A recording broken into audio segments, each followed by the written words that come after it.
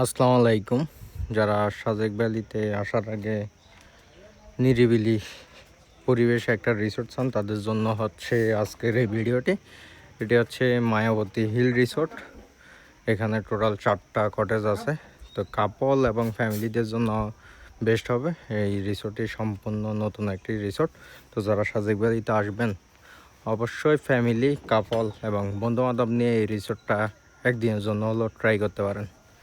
তো এটি হচ্ছে কাপল কটেজ এবং গোল বেড। এই হচ্ছে গোল বেড। এখানে অবশ্য রুম এমিনিটিস দেওয়া থাকে। রুমের সাথে রুম এমিনিটিস, ওয়েলকাম ড্রিঙ্কস এবং সকালের ব্রেকফাস্ট ইনক্লুড আছে। এই হচ্ছে মায়াবতী রিসোর্টের বারান্দার ভিউ। যারা সাজেক ভ্যালিতে আসবেন অবশ্য এটি ট্রাই করতে পারেন। এই হচ্ছে রুম, সুন্দর একটা লুকিং গ্লাসও আছে। তো যারা আসবেন অবশ্যই একদিনের জন্য হলো এটা ট্রাই করতে পারেন।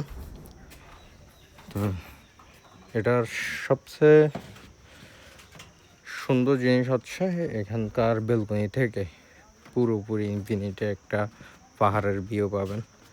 এটি হচ্ছে আরেকটি কটেজ।